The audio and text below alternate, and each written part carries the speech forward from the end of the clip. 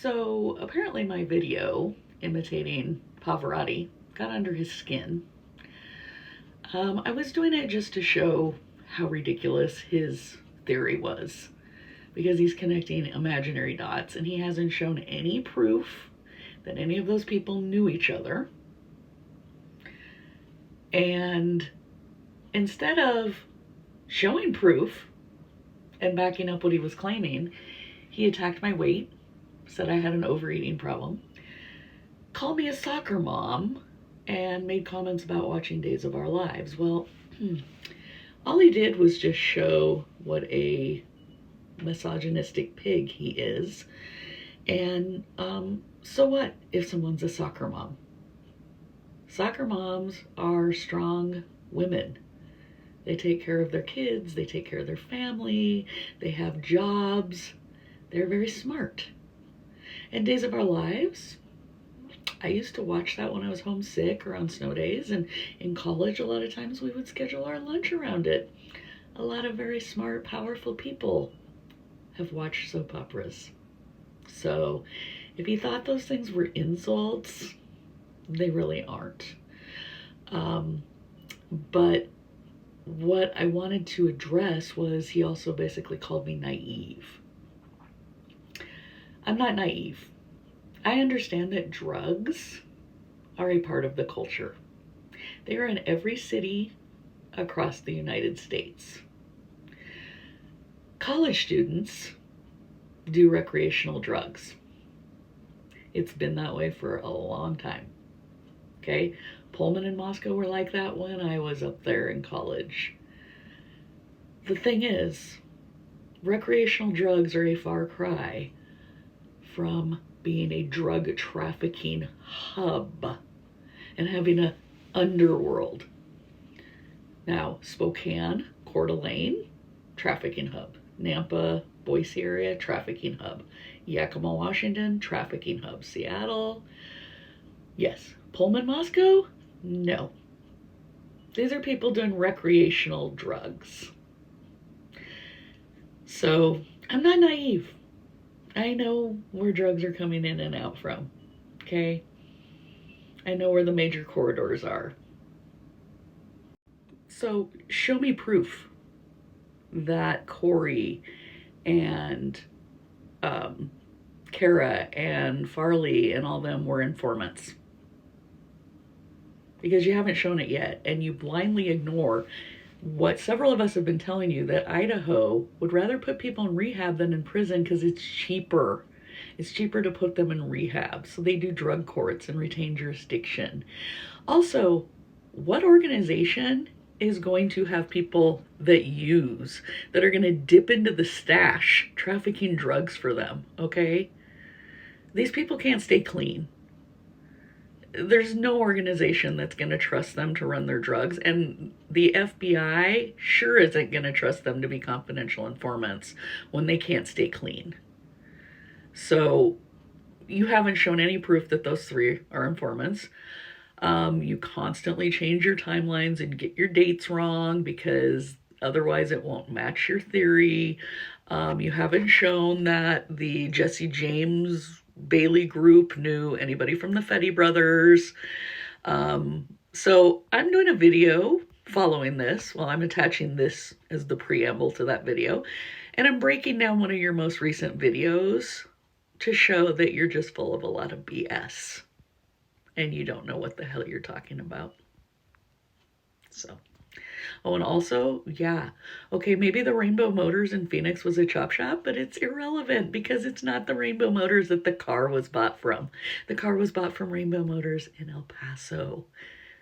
It's on the Carfax, dumbass. It's also on several other title websites. Ta-ta. Oh, and one more thing. Your followers love to come in here and accuse me of being smug. The funny thing is, they love it when you're smug. So interesting that you can be smug all you want, but a woman can't be. Says a lot about you and your followers. Because let me explain the difference to you.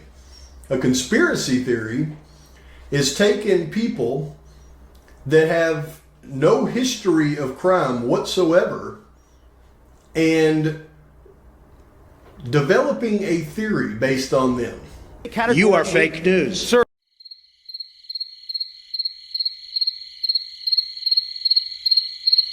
So when I discuss the things that I discuss, see, I'm talking about real, true crime. When you talk about true crime, I'm talking true crime.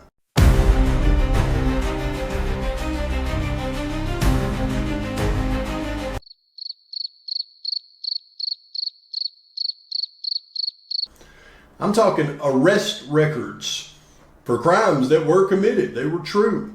I'm talking about narcotics being trafficked. Really easy to verify with the trafficking charge next to their name.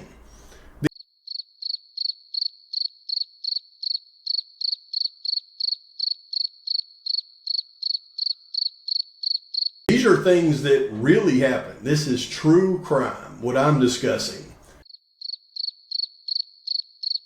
I mean, that should tell you it's because those things really aren't relevant. Nothing has been proven. They've been talked about until they can't be talked about anymore with, people's interest. Now, the things that I'm discussing seems to get some interest because what I'm discussing is true crime. You are fake news.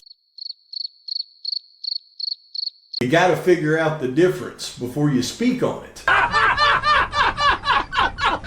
Now, just a quick recap. In part 1 and 2, we discussed in length the ties to these 3 possible trafficking organizations. Now, we're going to focus in on this group and this route that is taken from up in Coeur d'Alene, Idaho, all the way back down to Julietta. You are fake news. Sir. But we've got the alpha that owns both of the houses. You are fake news. Sir.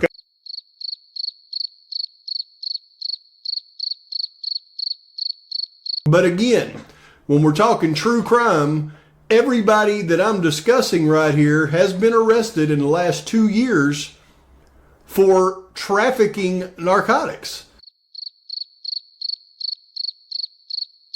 So you can see by stopping in Moscow, they can either take a route straight down to Julietta through back roads, or they can go down to Genesee and go straight across through back roads. Either way, they're going to bypass Lewiston and then get back on 95 heading south to Boise in the end. So that looks to me to be the most strategic trafficking route that they could put together on this. You are fake news.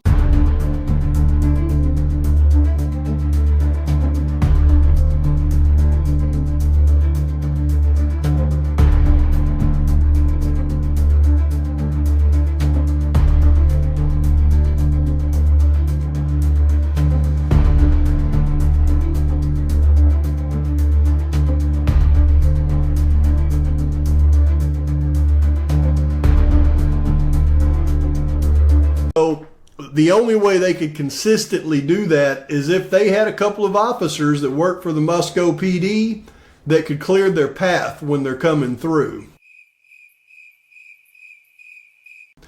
And after an exhaustive amount of research into the officers that were working MPD at that time, I have zeroed in on these 2 individuals as the most likely candidates to be the greased officers. And I don't say that without legitimate reasons to suspect these 2. Now, we all know of the odd actions of the one on the right there, the night of the atrocity, that just doesn't seem to make sense at all. But the one on the left also had some really odd actions and unique perspectives the morning after the atrocity as well. But is that the only reason to suspect them? Absolutely not, and I wouldn't dare put them up here if that was it. close family ties between the officer and one of the traffickers is definitely cause for alarm, but that certainly wouldn't be the only reason that I would zero them out either. Lack of earning opportunities as a officer there in Moscow at $49,000 doesn't help their case as far as having a good positive cash flow. You are fake news. But no, it was the final metric of the Stickergate incident where you can see it was documented that the Moscow PD buries evidence in sticker case for more than a year. And these were the officers involved in that. You are fake news. Sir. Which doesn't give me good vibes when I see that Gundy there was one of the first officers on the scene that morning, and you see him in this photo posed in a body language position that shows him tensed up, almost clenching his fist and looking over his shoulder as if he's done something wrong. You are fake news. Sir. Absolutely suspect those two to be greased officers that run interference that allow the shipments to come through the city of Moscow down to south of town to that Germer construction building located in the Wasankari complex. Now, obviously something happened in September of 2022 that those two couldn't stop because it was actually done through informants by use of the Drug Task Force. You are fake news. Sir. Try to figure out who I thought was the most likely candidate to move things from south of Moscow down to Genesee and over to Julietta. And as I do that, I start to think about, as they plug in, the coordinates of Koberger's phone, it starts in Genesee according to them. And then I came across this individual. And we've been discussing the character known as MB, originally known as M. Kachka for some reason. He changed his name. But I started looking into some possible other candidates who could carry these loads. And then I came across another MB, just about 20 years younger. And as I looked further into his background, along with a plethora of arrests, I noticed that his addresses seem to be kind of interesting to me. So if you look on the addresses of the younger MB, you'll see that he resided in Genesee, Idaho, State Street on Pullman, Washington, and at one point he resided in Arvada, Colorado. Now those three places kind of piqued my interest a little bit, and I started thinking a little bit more. Kopacka being a resident for a significant amount of time in none other than Kendrick, Idaho. But the other thing to take note here is the date that this article came out on December 16th. See, this is when the news dove in and found out about them collecting this video. Why would they do that on December 16th? Well, because Kopacka had just been unalived the day before. The news was associating Kopacka, because they knew he had lived in Kendrick, with the video collection of Kendrick, Idaho during the investigation. The lie detector test determined that was a lie.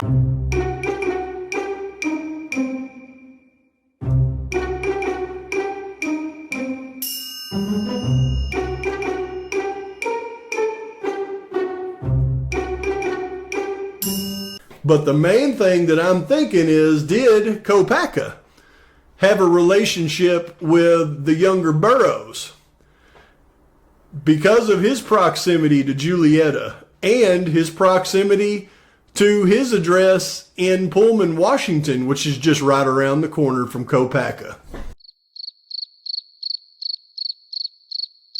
Is it possible that the younger Burroughs here was the actual DoorDash driver that evening, and the events around him that I've stated in the past with Emma B are actually one and the same?